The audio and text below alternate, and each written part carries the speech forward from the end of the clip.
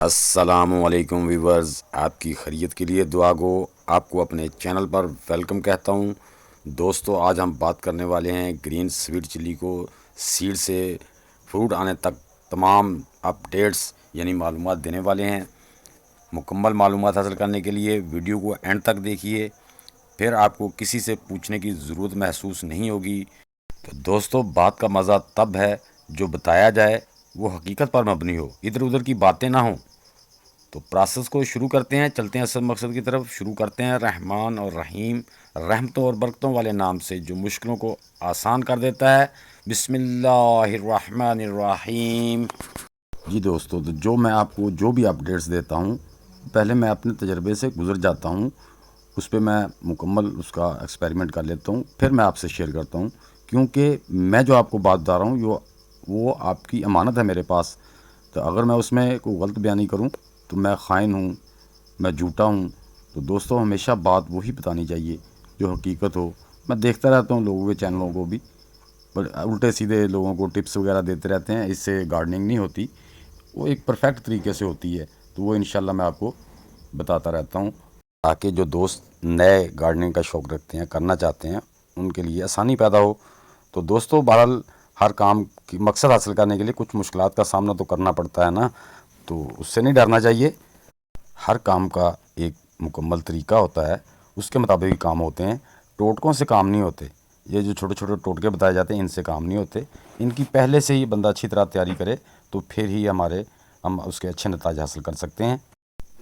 ये मैंने घर से ही एक जो दड़ा मिर्च आती है ना, उसके बीज अच्छे अच्छे निकाल के वो मैंने थोड़ी देर के लिए पानी में डिप कर दिए थे, ताकि पता चल सके कि उनमें जो बीज सेहतमंद होते हैं, मोटे ताज़े होते हैं, वो पानी के नीचे चले जाते हैं।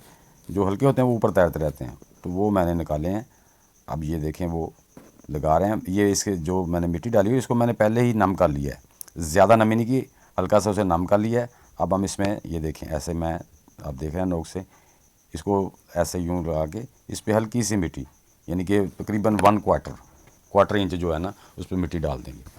इसी तरह हम दूसरे ग्रोइंग ग्लास में भी इसी तरह 2-3 बीज रख देंगे, ताकि अगर कोई मिस भी हो जाए ना, तो एक आधा मिस भी हो जाए तो दूसरा जो है ना वो जर्मिनेट हो जाए। तो इस तरह हम कर लेंगे। तो दोस्तों, आप इसको बड़े गमले में उगा सकते हैं, कोई मसला नहीं है। बड़े गमले में 5-8-10 बीज लगा दें। उसके बाद जो ग्रीन चिल्ली है ये ट्रांसप्लांट हो जाती है, इसको दूसरे गमले में आप शिफ्ट कर सकते हैं बड़ी आसानी से। तो आप एक में भी उगा सकते हैं। बहरहाल मैं ऐसे इनमें ग्लासेस में, क्योंकि इसको शेडी एरिया में रखना भी ज़रा आसानी होती है, मैं इनको रखता हूँ ज़रा शेडी एरिया में, जहाँ सुबह की या शाम की 2-3 घंटे की धूप है, ताकि मिट्टी हमारी ज़्यादा खुश्क ना हो, बार बार पानी ना देना पड़े।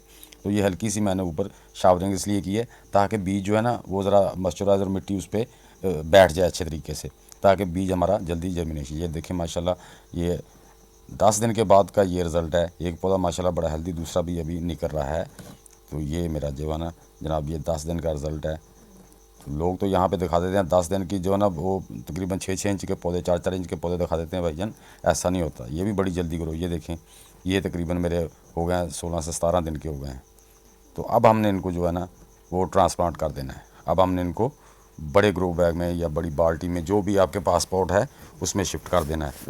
ये देखें दोस्तों, ये 2-3 दिन मेरा टाइम नहीं लग सका, ये आज पूरे 20 दिन के हो गए हैं। तो अब मैंने अपनी बाल्टियों में जो ग्रोइंग मीडिया है वो भर लिया है। उसमें मैंने जो है ना वो 50% जो गार्डन सॉइल ले ली, उसमें मैंने 30% जो है ना गोबर की गली हुई डिकम्पोस्टेड खाद डाल दी। उसमें मैंने 10% काफ़ी लीव मोल्ड डाल दिए, और 10% मैंने ड्राई लीव मोल्ड डाल दिए। उनका एक फ़ंक्शन होता है, उस पर भी मैं इंशाल्लाह वीडियो बनाऊंगा कि वो क्या क्या फ़ंक्शन करते हैं। अब हम ये देखें, इस मिट्टी को भी मैंने हल्का सा नम कर दिया है। इस मिट्टी को भी मैंने हल्का सा नम कर दिया। हम पानी ऊपर से थोड़ा देंगे, क्योंकि जो ग्रीन चिली है ज़्यादा पानी से इसके रूट्स ख़राब होते हैं। तो ये देखें दोस्तों, गिलास था ना, ये हल्का सा ऐसे उसको मैंने दबाया और ये पौधा बाहर आ गया। तो मैंने वो गड़ा पहले बना के रखा था, उसके मुताबिक गिलास दबा के, तो ये देखें, इसको हल्का सा साइडों से हमने ऐसे मिट्टी लगा दें, दबाना नहीं है ज़्यादा, ताकि उसके रूट ना दब जाएँ। तो ऊपर से हम जो है ना हल्का ऐसे शावरिंग कर देंगे। एक मैंने इसमें लगा दिया है, एक इंशाल्लाह मेरे पास दूसरी एक बास्केट है, तो दूसरा जो चिल्ली का पौधा है वो उसमें लगा देंगे। तो ये हमारी जो ट्रांसप्लांटिंग है वो इस तरह मुकम्मल हो जाएगी। लो जी, 40 दिन के बाद का बस ये रिज़ल्ट आ गया माशाल्लाह। ये चिली का पौधा इतना बड़ा हो गया। बस इतना ही मैं अपनी मिट्टी में मॉइस्चराइज रखता हूँ, जो आपको दिखा रहा हूँ। तो वो आपको वाइट सा ऊपर नज़र आ रहा होगा, फूल भी आना शुरू हो गए। अब मैं इसको क्या करूँगा कि हर 10-15 दिन के बाद जो है ना, एक मुट्ठी खाद और ऊपर स्प्रे करते रहना। ये देखें नीम स्प्रे मैं अक्सर करता रहता हूँ, और वो मैं गमले में भी दे देता हूँ ताकि उसके अंदर कोई बैक्टीरिया इसको नुकसान देने वाली कोई चीज़ हो या फंगस हो, उससे ये चीज़ें नहीं लगती। नीम एक बहुत ही अच्छी स्प्रे है जो मैंने इस्तेमाल करके देखी है। तो मैं हर 8 दिन के बाद इसको 15 दिन के बाद वो फर्टिलाइज़र भी जो एक एक मुट्ठी पौधे को देता रहूँगा ताकि भर के फ्रूट आए। तो अब मैंने जब ये पौधे को ना, ये देखिए 3-4 शाखें निकल आई हैं, मैंने ऊपर से इसका जो क्राउन था ना उसको पिंच कर दिया था, काट दिया था, ताकि इसकी साइड से जो ब्रांचें निकलें और ज़्यादा फ्रूट आए। तो दोस्तों आप भी इसी तरह अच्छी गार्डनिंग कर सकते हैं, अच्छा फ्रूट ले सकते हैं।